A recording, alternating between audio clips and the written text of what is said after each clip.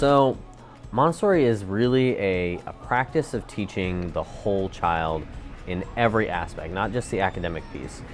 Starting them really early on and getting them to understand those practices of being independent and working independently, being able to self-autonomously go throughout your day and work process, completing works that you feel intrinsically drawn to, that you feel attracted to, that you feel connected with.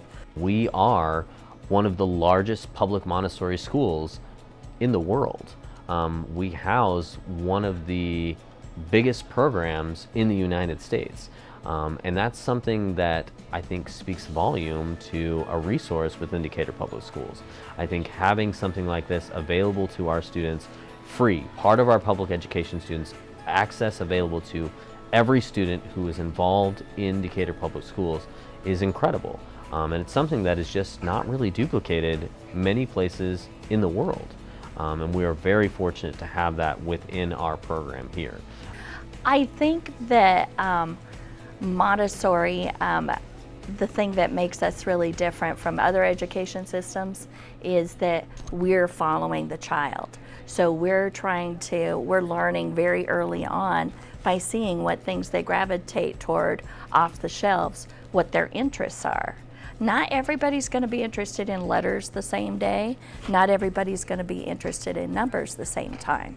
If you're giving them what they want at an appropriately, at an educationally appropriate level, they're going to thrive. The learning is rich and it's involved. It has meaning.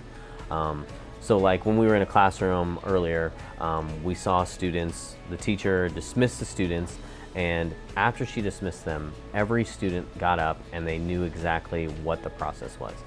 They didn't need the instructor or the teacher to guide them through every little step.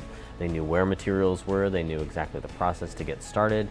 And we start that early on, so that way as they progress older, they have that skill already ingrained in them. So really it's just the teacher's job to introduce new skills, new processes, new academic pieces, and the students utilize those base skills to basically progress throughout their own learning. The students know what they're expected to do, what they're expected to complete within a given amount of time.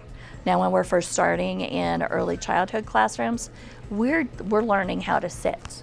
We're learning how to be quiet and respect somebody else's turn to talk. But as the year progresses, then yes, we have work plans just like the upper grades do.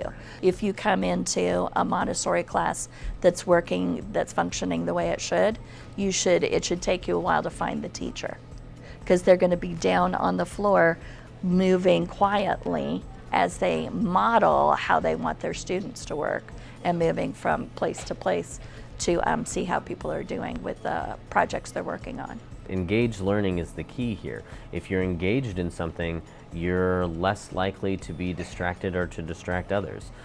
So they're talking quietly because what they're working on is something that they want to work on, and they're choosing to work on those things. We give them the freedom of choice, the different things in the room, the different works that they can pick. We're still meeting the standards that any other public school meets.